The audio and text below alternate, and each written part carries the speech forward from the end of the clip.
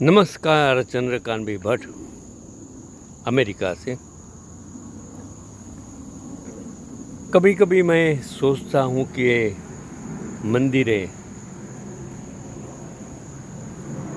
उसमें जो बैठे भगवान क्या करते हैं।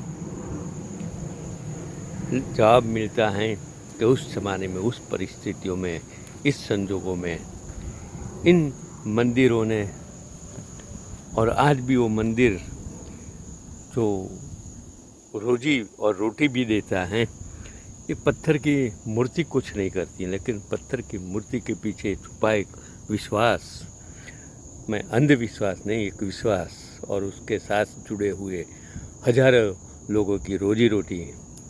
चलो एक बात करता हूँ कासिंद्रा के ऐतिहासिक अरुणेश्वर महादेव के दर्शन। सिरोही में अरावली की सुरम्य वादियों में आए कासिंद्रा गांव देवयोग से बिना पूर्व प्रयोजन से जाना हुआ। असल में गुजरात से आते हुए एक जो लिखने वाले हैं उसने कहा, साथी दीप्ति जी दुधवा ने हाईवे पर कासिंद्रा का बोर्ड देखकर प्राचीन शिव मंदिर के दर्शन करने चलने का आग्रह किया।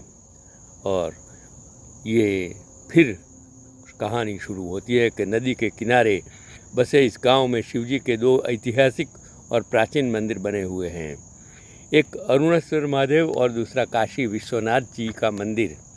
और अरुणेश्वर महादेव मंदिर को यवनों ने खंडित कर दिया था, जिसका दावा चंदनगिरी जी बाबूजी ने कुछ वर्षों पहले जीर्णोद्धार करवाया है। और शिवजी यहाँ त्रिगुण रूप वाली मनमोहनी मूर्ति हैं।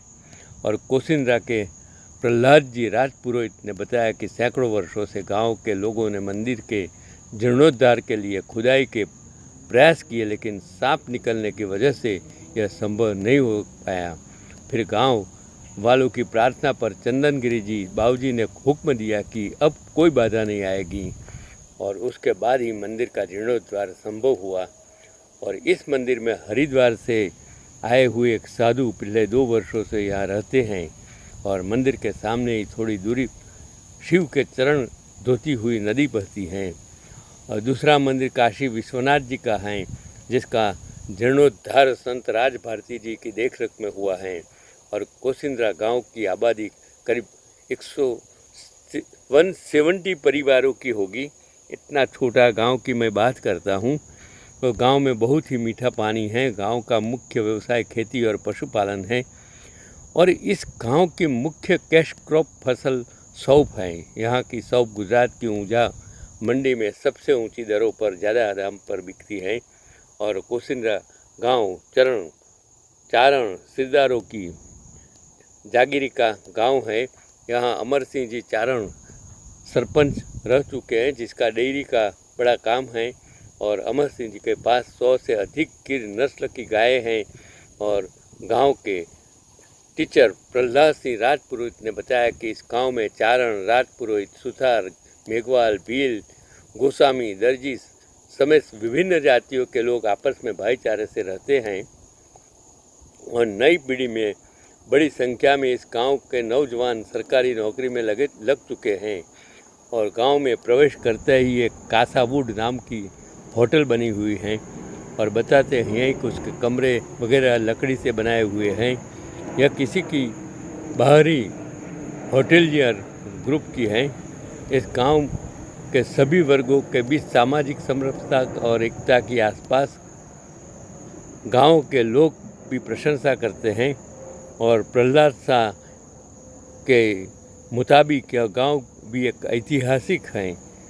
मुझे ये खास आर्टिकल्स आप तक पहुंचाने की कोशिश इसलिए करता हूँ कि जो ऐतिहासिक चीज़ों के बारे में हमारे पास ज्ञान नहीं है, तो ये एक ऐतिहासिक परिभूमि से आ रहा गांव है कि संभवतः लुप्त हो चुकी परमारकालीन चंद्रावती नगरी की सभ्यता से लगता हुआ यह क्षेत्र है। यहाँ गांव की खुदाई में आज भी प्राचीन भांडे और अन्य वस्तुएं मिलती हैं। और इस गांव की यात्रा करके जो आनंद आता है, आप जा सकते हैं।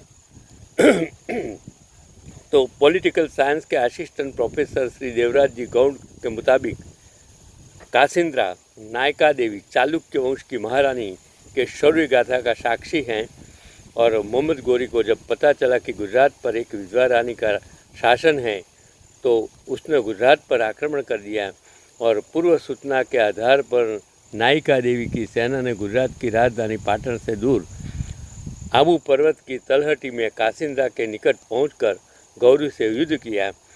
1178 ईस्वी सन के इस युद्ध में गौरी पूरी तरह से घायल हुआ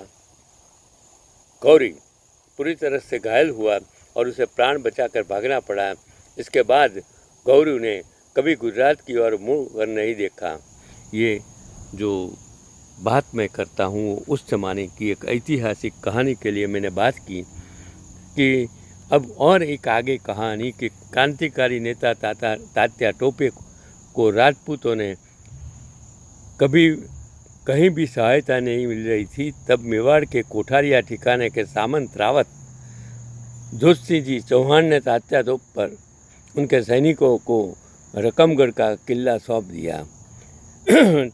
23 अगस्त 1858 ईस्वी सन को जनरल रॉबर्ट्स के द्वारा भेजी गई फौज ने रकमगढ़ को घेर लिया, लेकिन रावत जोशी चौहान ने उससे पहले ही फौजी मदद देकर तात्या टोपे को वहाँ से सुरक्षित निकाल दिया गया।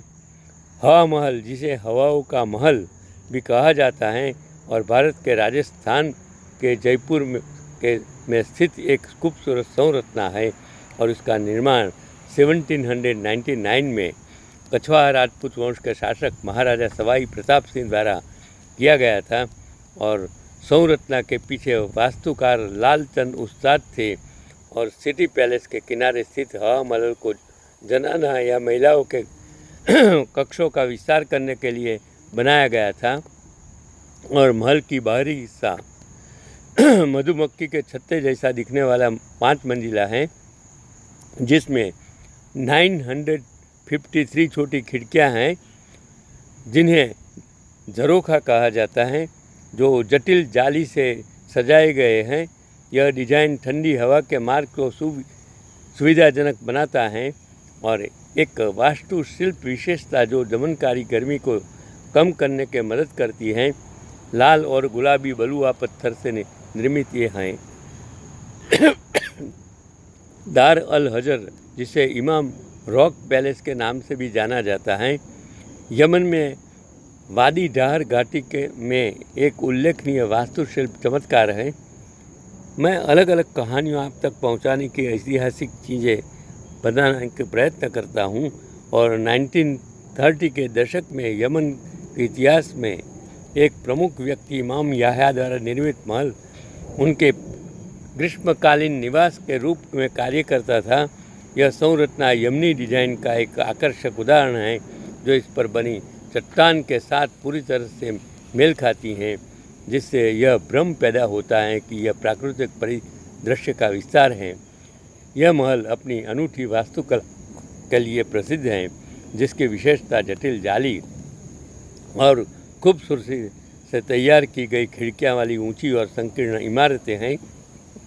अंदर महल में घुमावदार सीढ़ियों से जुड़ी कई मंजिलें हैं जो आसपास की घाटी के मनमोहक दृश्य पेश करती हैं और अंदर भाग पारंपरिक यमनी सजावट से सजाए गए हैं जो क्षेत्र की समृद्ध सांस्कृतिक विरासत को प्रदर्शित करते हैं। आज दार अल हजर एक संग्रहालय है जो आगंतुकों को इसके ऐतिहासिक कमरों और छतों को देखने की अनुमति देता है। यह यमन के मुख्य पर्यटक आकर्षणों में से एक है। यह दुनिया भर से पर्यटकों को आकर्षित करता है जो इससे डिज़ाइन को देखकर आश्चर्यचकित हो जाते हैं और इसके इतिहास के बारे में सीखते हैं। यह महल यमन की राजधानी सना से लगभग 15 किलोमीटर की दूरी पर स्थित है और सना दुनिया के सबसे पुराने लगातार बसे हुए शहरों में से एक है, जिसका इतिहास 2500 साल से अधिक पुराना है।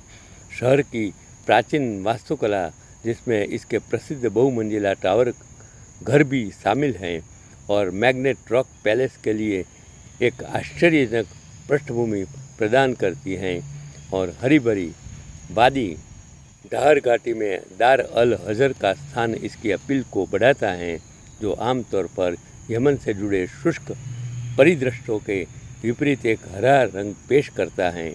यह नखलिस्तान जैसी सेटिंग महल की सुंदरता को बढ़ाता है, जिससे यह आगंतुकों के लिए और भी अधिक मनमोहक लगता है।